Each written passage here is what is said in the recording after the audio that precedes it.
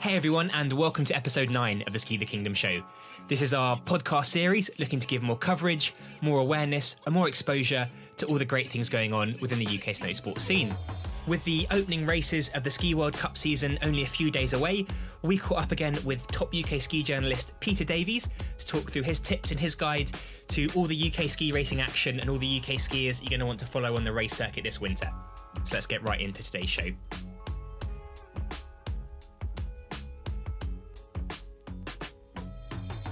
Starting off with some of the highlights from this past week within the UK snowsports scene, and we had the final stop of the Planks Clothing Grassroots tour at ChillFactore in Manchester. It was the final stop of 4 events on this tour, and it was a perfect way to finish off the tour. An incredible session, lots of young riders really making big progress throughout the session, and another great jam held by Jibworks. So a huge thank you again to everyone who's made the Planks tour happen, to Rob, to Sophie, to Jim, to all the team at Planks, at Jibworks, Ro and Will from STK who are coaching.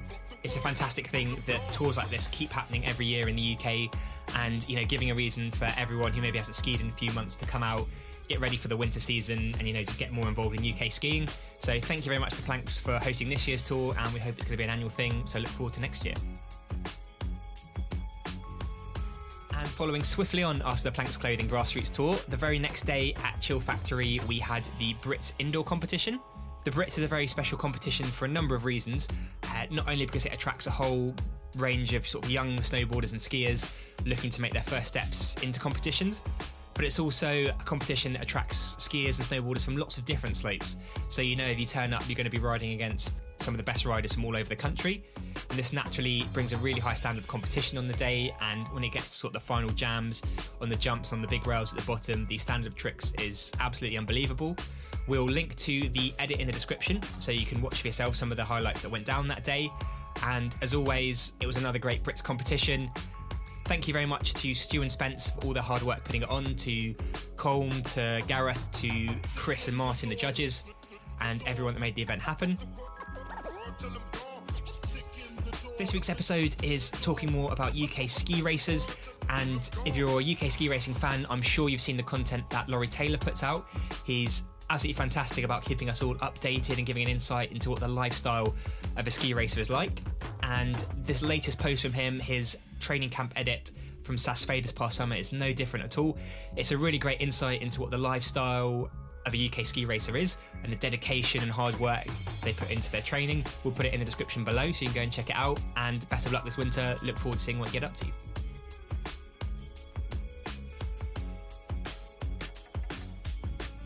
And finally, our special guests from last week's episode, Alice and Will from ALLWINTER Snowboarding. They've just released the Kickstarter link to their POW Days product. We'll put that in the description below so you can go and check it out and find out more about it. Best of luck to Alice and Will with the Kickstarter launch. It's great to see UK snowsports companies taking a big step up and looking to make an impact on the world snowsports stage. Kickstarter link in the bio below, and look forward to following the progress of the campaign.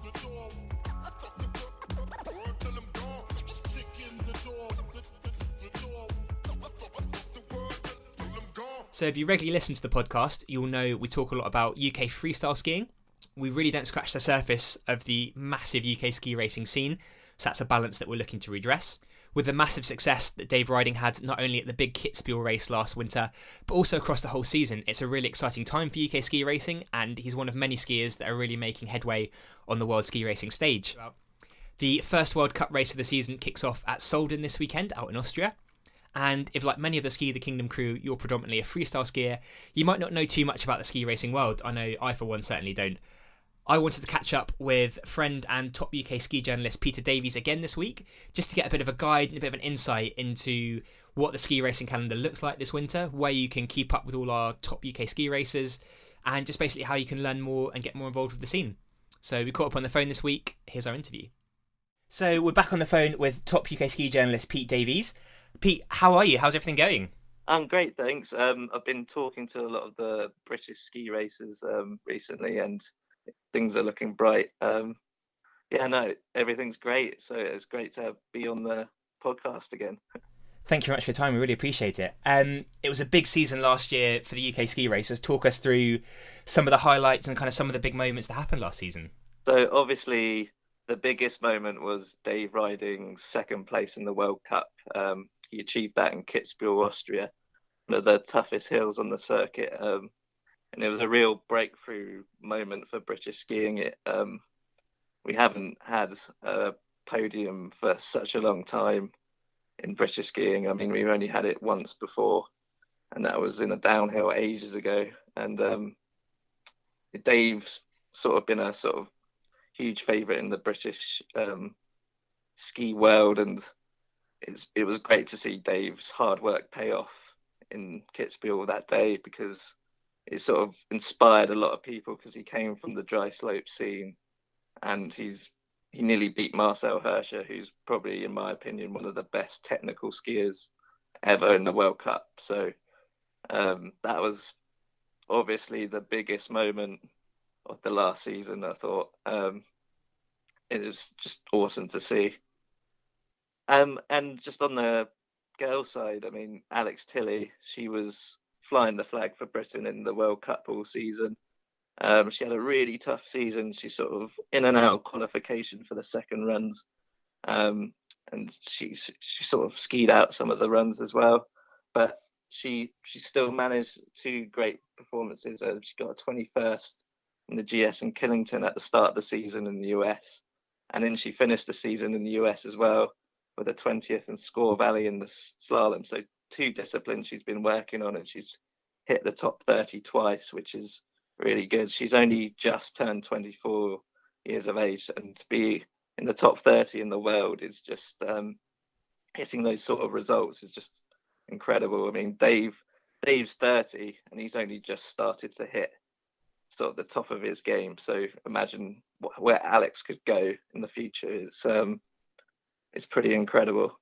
And then just sort of people that have sort of made a breakthrough in sort of World Cup and things like that. Laurie Taylor's one of them, who he had his first World Cup start this season, which is great. He's only 21 years of age, and he's finished near the top 30 in the World Champs as well. He's had a 33rd in the slalom, the 40th in the GS, which is fantastic results for him. And he's another one. He's sort of a younger version of Dave, almost come from dry slope, and has sort of worked his socks off to get to the point that he's got recently. And Charlie Raposo as well. He started the season off in Solden last season. That was his first World Cup start. Didn't qualify for the second run, but it's all good experience.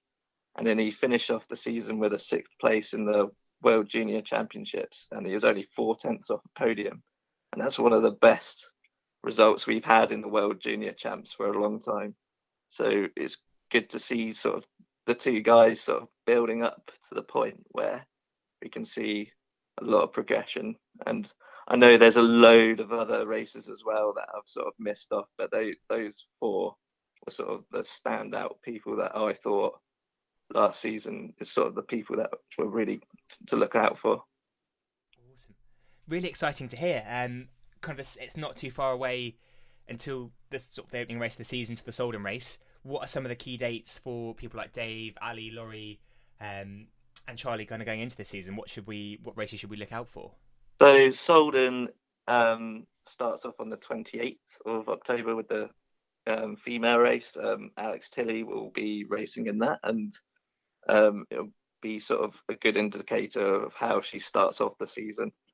And maybe there's not for certain yet, but maybe Charlie Raposo will race Solden again, but that's yet to be confirmed. And then not too long after, we'll see Dave and Alex in action at Levy on the 11th and 12th of November, and that's a slalom. So two technical events in the World Cup Tour coming up quite soon.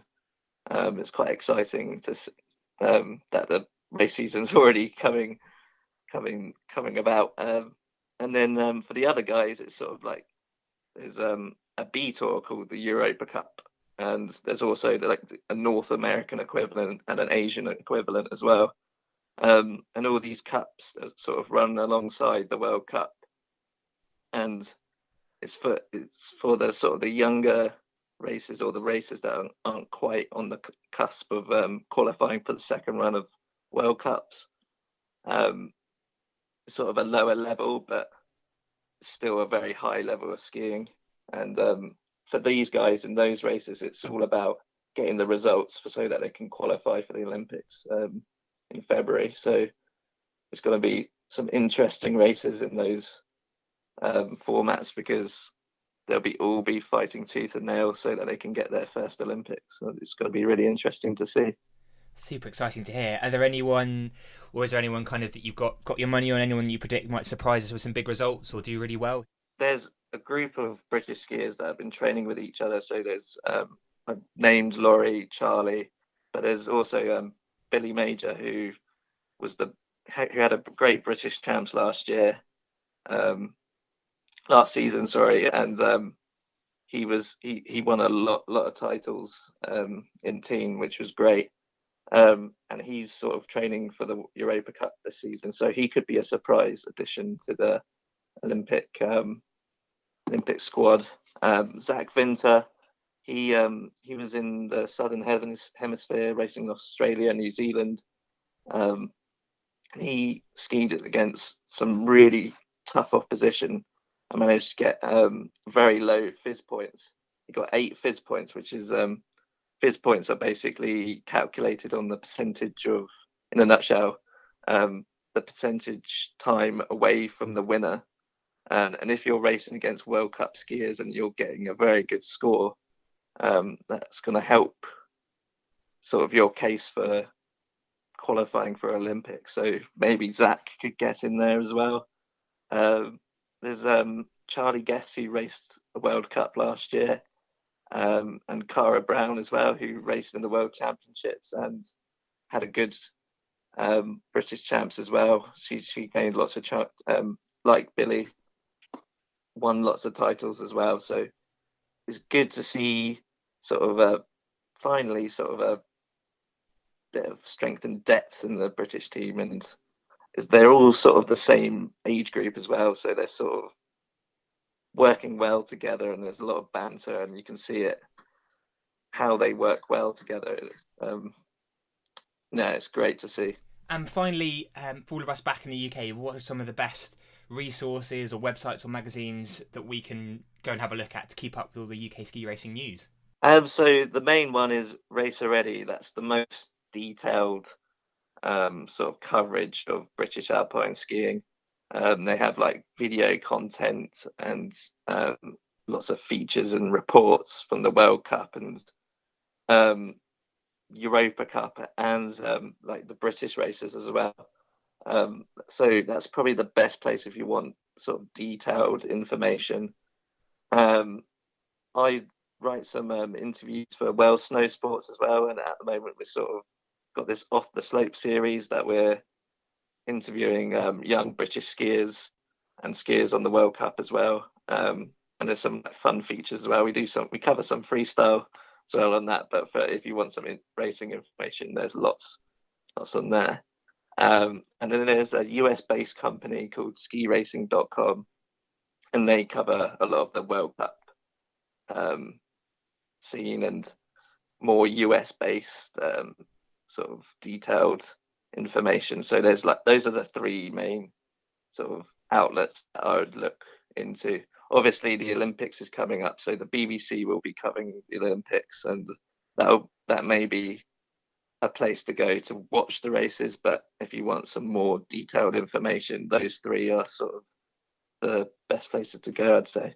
Brilliant. Thank you so much. And lastly, where can we keep up with you this winter? Where can we follow all you're up to and all your posting? So I'll be writing for Racer Ready and Wales Snowsports, so check out their websites. And you can follow me on social media on Instagram, Peter Davies 93, and on Twitter, Peter Dav 93.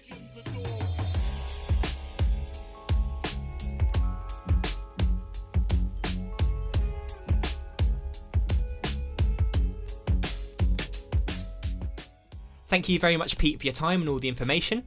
We hope it was helpful to get a bit of an insight into the ski racing world and things to look out for this winter. As always, if you've got any comments, suggestions or questions, please put them in the comments below. Thank you very much for listening, and we'll see you next time.